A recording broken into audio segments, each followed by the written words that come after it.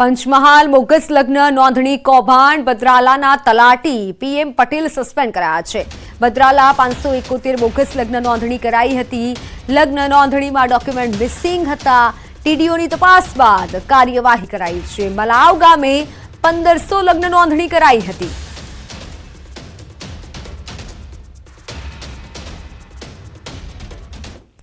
ભરૂચના જ્યોતિનગરથી ચાડેશ્વર રોડ પર ડામર પીગળ્યો છે। ગરમીના કારણે ડામર પીગળતા રાહદારીઓ હાલાકી ભોગવી રહ્યા છે। લોકો રસ્તો ક્રોસ કરતા પુઠ્ઠાનો સહારો લઈ રહ્યા છે। ક્રોસ કરવા માટે જ્યોતિનગર ચાડેશ્વર સુધીનો રોડ ડામરના લીધે વાહન સ્લીપી અને તે હાલતમાં બન્યો છે કે સ્થાનિકોએ પણ હવે તંત્ર સામે આરોપ લગાવ્યો છે, કારણ કે લોકો ચાલવા માટે પુઠ્ઠાનો સહારો લઈ રહ્યા છે।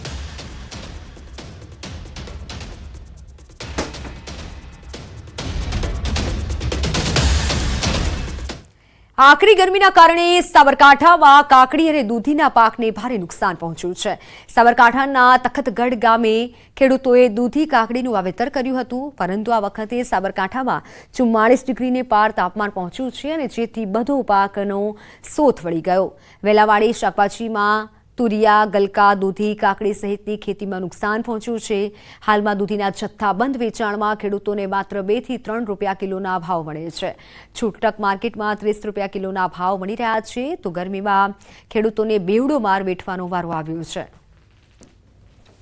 મેં 2 વીઘા દૂધીનું વાવેતર કરેલું છે, દૂધી અને કાકડીનું, અને અત્યારે ગરમીના કારણે મારે ફ્લાવરિંગ બધું ખરી જાય છે। સતત પાણી ચાલુ રાખ્યું છે, માર્કેટમાં પણ અત્યારે ભાવ મળતા નથી, એટલે મારે ખર્ચા બધા તૂટે છે। મેં કાકડી અને દૂધીનું વાવેતર કર્યું છે। અત્યારે ગરમીના હિસાબે ફળ બેસે છે, પણ તે ખરી જાય છે, બહુ મોટું થતું નથી। અને જે કોક દૂધી થાય છે હું માર્કેટમાં વેચવા જાઉં છું, તો મને 2 થી 3 રૂપિયા જ ભાવ મળે છે કિલોના। ને કાકડી ગરમીના હિસાબે કાકડી બગડી ગઈ, જે ફળ બગડી ગયું, અને અત્યારે મેં કાપવાનું ચાલુ કરી દીધી છે કાકડી। સાબરકાંઠા જિલ્લો ખાસ કરીને શાકભાજીનું વધુ ઉત્પાદન કરતો હોય છે। ટામેટા હોય, ફુલાવર કોબીજ હોય કે વેલાવાળી શાકભાજી હોય, પરંતુ હાજી અસહ્ય ગરમી પડી છે। અસહ્ય ગરમીના કારણે જે ફૂલ છે ફૂલ પડી જાય છે। ફૂલ ન બેસવાના કારણે પાકમાં ઉતારો આવતો નથી। તમે દ્રશ્યોમાં જોઈ શકો છો તે પ્રમાણે હાલ જે કાકડી છે, કાકડીનો જે પૂરતો બેસવો જોઈએ એ રીતે બેસતી નથી, કાકડી પણ બગડી જતી હોય છે। તો સાથે એના કારણે ખેડૂતે કંટાળીને આ કાકડીના વેલા છે કાઢી નાખવાનું શરૂ કર્યું છે।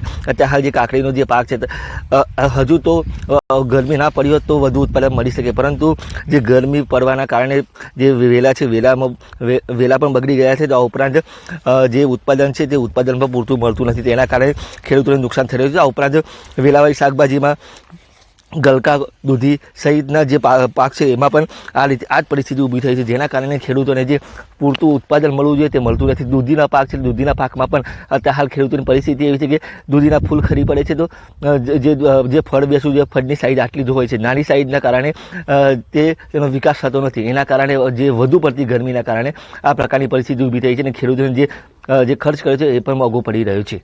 ઈશાન પરમાર, ન્યૂઝ 18 ગુજરાતી, સાબરકાંઠા। તો હાલ સમાચારોમાં બસ આટલું જ। નમસ્કાર।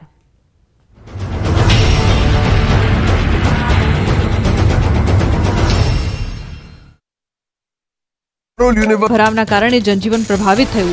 શહેરી વિસ્તારમાં રસ્તાઓ પાણીમાં ગરકાવ થયા। પાણી ભરાતા શહેરોમાં દુકાનો બંધ જોવા મળી।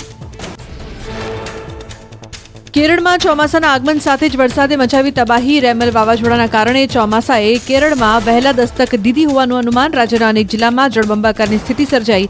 નીચાણવાળા વિસ્તાર પાણીમાં ગરકાવ થયા। કોચી, કોટાયમ, અર્નાકુલમ સહિતના વિસ્તારમાં રસ્તા પર નદી જેવા દ્રશ્યો સર્જાયા। રસ્તા પર જળભરાવને લઈને સ્થાનિકો બોટમાં સવાર થઈને બહાર નીકળ્યા। નીચાણવાળા વિસ્તારના ઘરમાં પાણી ઘૂસી જતા ઘરવખરી પાણીમાં પલળતા નુકસાન ભોગવવું પડ્યું। કોચીમાં મુશળધાર વરસાદથી રસ્તા પર દરિયા જેવા દ્રશ્યો। સતત વરસાદી માહોલથી જનજીવન અસરગ્રસ્ત થયું। રસ્તા પર જળભરાવના કારણે વાહન ચાલકોને પડી હાલાકી। લોકો રેનકોટ અને છત્રીના સહારે જોવા મળ્યા। મણિપુરમાં સતત વરસાદના કારણે અનેક નીચાણવાળા વિસ્તારો બેટમાં ફેરવાયા। ઠેર ઠેર પાણી ભરાતા અસરગ્રસ્ત લોકોનું કરાયું રેસ્ક્યુ। રસ્તા પર બોટ વહેતી જોવા મળી। એનડીઆરએફ સહિતની ટીમ દ્વારા પૂરમાં ફસાયેલા લોકોનું રેસ્ક્યુ કરીને સુરક્ષિત સ્થળે ખસેડાયા। મણિપુરના ઇમ્ફાલના રસ્તાઓ નદી બન્યા। ઇમ્ફાલ ખ્વારાઇમ બંધ માર્કેટ પાણીમાં ગરકાવ। વાહન ચાલકો અને રાહદારીઓ પરેશાન। રહેણાંક વિસ્તારમાં પાણી ઘૂસ્યા। રસ્તા પર પણ પાણી ભરાતા ઠેર ઠેર ગંદકીના દ્રશ્યો જોવા મળ્યા. 8 રાજ્યની 57 બેઠકો પર ચૂંટણી પ્રચાર પડઘમ શાંત. લોકસભા ચૂંટણી 2024ના અંતિમ તબક્કાનું 1 જૂને યોજાશે મતદાન. ઉત્તર પ્રદેશની 13, બિહારની 8, ઓડિશાની 6, ઝારખંડની 3, હિમાચલની 4, પશ્ચિમ બંગાળની 9 અને ચંડીગઢની 1 બેઠકનો સમાવેશ.